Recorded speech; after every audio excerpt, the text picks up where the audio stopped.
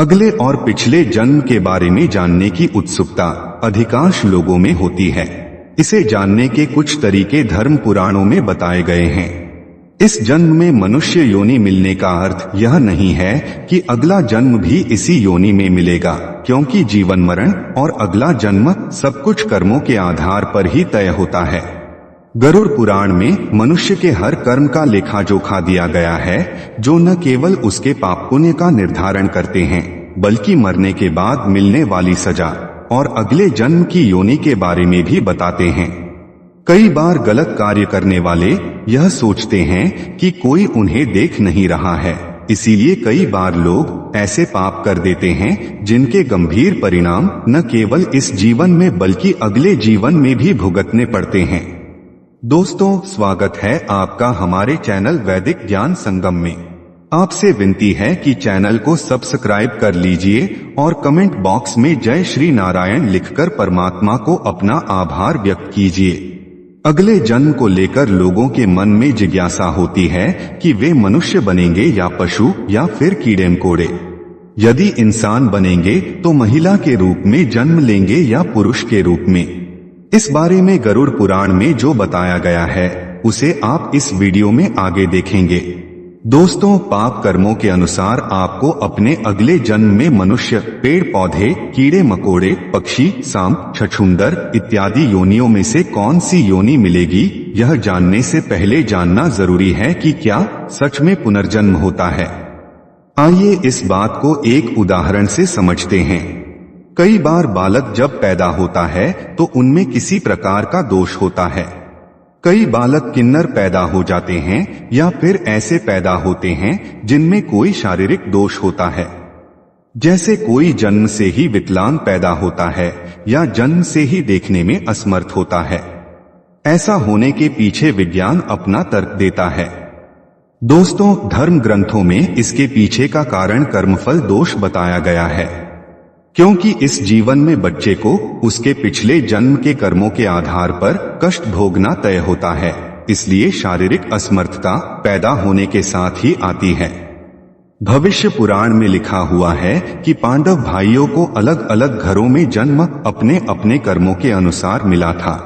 गरुड़ पुराण में लिखा है कि जब तक शिशु मां की कोख में रहता है तब तक उसे पिछले जन्म का सब कुछ याद रहता है। उसे यह भी स्मरण होता है कि उसने पिछले जन्म में क्या क्या कर्म किए थे। दुखी होकर वह जीव ईश्वर से यही प्रार्थना करता है कि इस जीवन में वह सत्कर्म करेगा और भगवान का नाम जपता रहेगा। परंतु जैसे ही शिशु माता के गर्भ से निकलकर इस पृथ्वी लोक पर आता है, ईश्वर की माया द्वारा उसकी स्मृति खत्म कर दी जाती है और वह जीव फिर से सब कुछ भूल मोह माया में कुछ ऐसा उलझ जाता है कि परमात्मा के लिए उसके पास समय ही नहीं बचता। गरुड़ पुराण में जीव के द्वारा किए जाने वाले कई तरह के पापों और उन पापों के निमित्त जो भी सजाएं दी जाती हैं, उसके बारे में भगवान विष्णु ने विस्तार से बताया है। जो व्यक्ति पराई स्त्री से संबंध बनाता है उसे नरक में जाना पड़ता है। वहां उसे कई कष्ट भोगने पड़ते हैं और इसके बाद उसे अलग अलग योनियों में एक के बाद एक कई जन्म लेने पड़ते हैं। वह सबसे पहले भेड़िया बनता है, फिर एक कुत्ते के रूप में जन्म लेता है, उसके बाद सियार, फिर गिद्ध, फिर सांप, फिर कौवा और अंत में बगुला बनता है। इन सब योनियों के कष्ट झेलकर उसे फिर से मनुष्य योनि की प्राप्ति होती है। लेकिन जो व्यक्ति किसी स्त्री के साथ जबरदस्ती संबंध बनाता है उसे तो नरक भोगने और कई योनियों में जन्म लेने के बाद मनुष्य योनि में किन्नर के रूप में जन्म मिलता है। गरुड़ पुराण में बताया गया है कि जो व्यक्ति अपने बड़े भाई का अपमान करता है, समाज के सामने उसे लज्जित करता है, अगले जन्म में वह व्यक्ति कौंच नामक पक्षी के रूप में जन्म लेता है। इस योनि में उसे 10 वर्षों तक का कष्ट भोगना पड़ता है, उसके बाद ही उसे मनुष्य योनि प्राप्त होती है। दोस्तों, गरुड़ पुराण के अनुसार अपने सच्चे मित्र का अपमान करने वाला गधे की योनि भोगता है। गधे का जीवन काल 25 से 30 वर्षों का होता है। अब यहाँ आता है कर्म फल सिद्धांत। अगर आपने अपने मित्र को इतना कष्ट दिया है कि उसे सारी उम्र पीड़ा भोगनी पड़ती है, तो समझ लीजिए कि 25 से 30 साल गधा बनकर अगले जन्म में अपने मालिक का अत्याचार सहेंगे। अगर आपका पाप क्षमा के योग्य रहा होगा तो कर्म फल सिद्धांत के अनुसार आप गधे की योनि से जल्दी ही मुक्त होकर एक साधारण मृत्यु को प्राप्त हो जाएंगे। माता पिता को कष्ट पहुंचाने वाली संतान कछुआ की योनि में जन्म लेती है। कछुए का जीवन काल बहुत लंबा होता है। कछुआ 20 या 30 साल नहीं जीता, बल्कि उसका जीवन काल 200 से 300 वर्षों के बीच का होता है। यानी कि इस अपराध की सजा बेहद लंबी है। बंदर की योनि में वही व्यक्ति जन्म लेता है जो अपने मालिक का विश्वसनीय होकर अपने मालिक का विश्वास तोड़ देता है। ऐसा पापी जीव बंदर के शरीर को प्राप्त करता है, जिसका सामान्य जीवन काल 20 वर्ष का होता है। जो व्यक्ति अपनों से लिया हुआ धन वापस नहीं करता या उनसे छल पूर्वक धन अर्जित करता है, कीड़े मकोड़ों की योनि में जन्म लेता है। योनियों का जीवन काल कितना लंबा होगा, वह व्यक्ति के कर्मफल पर निर्भर करता है। किसी के एहसानों को न मानने वाला बिच्छू की योनि में जन्म लेता है। दूसरों की निंदा करने वाला, बुरा बर्ताव करने वाला कीड़े मकोड़े के रूप में ही जन्म लेता है। ये एक ऐसी योनि है जिसमें आप कितने भी प्रतिभाशाली हों, आप में कितना भी हुनर क्यों न हो, आपको सम्मान कभी नहीं मिलता। उदाहरण के लिए एक चींटी को ही ले लीजिए। नीचे गिरती है, फिर चलती है, मंजिल तक पहुंचे बिना नहीं रुकती। परिश्रमी होती है, किसी को नुकसान नहीं पहुंचाती, फिर भी मनुष्य के पैरों के नीचे आकर मृत्यु को प्राप्त हो जाती है। लिहाजा जैसा आपने अपने पिछले जन्म में किसी और व्यक्ति के सम्मान को रौंदा था, अगले जन्म में उस जीव आत्मा के साथ भी ठीक वैसा ही होता है। गरुड़ पुराण के अनुसार धन संपत्ति की चोरी करने वाले व्यक्तियों को कीड़े मकोड़े के रूप में जन्म मिलता है। जो व्यक्ति चांदी के सामान की चोरी करता है वह कबूतर बनता है। जो व्यक्ति वस्त्रों की चोरी करता है वह तोता बनता है।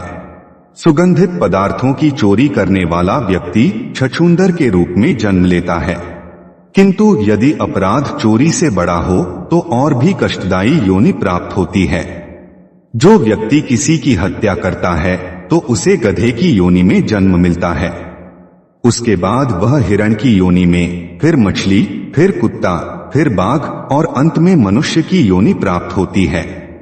देवताओं और पितरों को संतुष्ट किए बिना मरने वाला व्यक्ति 100 वर्षों के लिए कौवे की योनि में ही जन्म लेता है। इसीलिए पितरों के श्राद्ध कराते समय कौवे को भोजन कराकर संतुष्ट करने का महत्व है। कौवा की योनि के बाद मुर्गा और फिर 1 महीने के लिए सांप की योनि में रहने के बाद ही उसके पापों का अंत होता है और उसे मनुष्य योनि में जन्म मिलता है। गरुड़ पुराण के अनुसार दूसरों के लिए अच्छा सोचने वाला, धर्म को मानने वाला, धार्मिक ग्रंथों में विश्वास रखने वाला, पशुओं से प्रेम रखने वाला, माता पिता का आदर सम्मान करने वाला, अपने गुरु के द्वारा बताए गए मार्ग पर चलने वाली जीव आत्मा स्वर्ग में जाती है और अपने लिए मोक्ष के दरवाजे खोल लेती है। हम सबको इस धरती पर अलग अलग योनियों में तब तक जन्म लेना पड़ता है जब तक कि हमको मोक्ष की प्राप्ति नहीं हो जाती। लेकिन दोस्तों, यहाँ एक प्रश्न और उठता है कि जब हम अपने पाप कर्मों के अनुसार नरक की सजा भोग लेते हैं तो पुनर्जन्म में सजाएं क्यों मिलती हैं? इस प्रश्न का उत्तर भगवान विष्णु ने पक्षीराज गरुड़ को गरुड़ पुराण में स्पष्ट बताया है। गरुड़ पुराण में लिखा है कि कई बार जीव आत्माओं के कर्म इतने बुरे होते हैं कि जीवात्मा को नरक में यातनाएं तो भोगनी पड़ती ही है, लेकिन अगले जन्म में भी इन कर्मों का बोझ ढोना पड़ता है। जैसे कि किसी महिला के साथ दुष्कर्म करने वाली पापी आत्मा अगले जन्म में किन्नर के रूप में पैदा होती है। इसे हमारे धार्मिक ग्रंथों में कर्म फल का सिद्धांत कहा गया है, यानी कि जैसी करनी वैसी ही भरनी। इस कर्म फल सिद्धांत के अनुसार अगर पाप बड़ा है तो सजा लंबी मिलेगी और अत्यंत दुखदायी भी होगी, और यदि पाप कर्म सामान्य है तो सजा भी कम होगी। दोस्तों, अब आपको भी समझ आ गया होगा कि मनुष्य योनि कितनी दुर्लभ है। इसलिए यदि आप पुनः मनुष्य की योनि में जन्म लेना चाहते हैं या जीवन मृत्यु के इस कर्म चक्र से निकलना चाहते हैं तो इस जन्म में अच्छे कर्म और ईश्वर की भक्ति करें। दोस्तों, आपको इन योनियों से डरने की जरूरत नहीं है। यदि आप अपने विवेक से अच्छे कर्म करेंगे, ईश्वर का प्रतिदिन स्मरण एवं आभार व्यक्त करेंगे तो आपको इन योनियों से नहीं गुजरना होगा। दोस्तों, आशा करते हैं कि आपको हमारी यह कोशिश पसंद आई होगी। अगर हमारा प्रयास सफल रहा हो तो प्लीज वीडियो को लाइक कीजिए और ऐसे ही वीडियोस को देखने के लिए हमारे चैनल वैदिक ज्ञान संगम को सब्सक्राइब कर लीजिए। सर्वे शुभम भवतु। आइए मिलते हैं अगली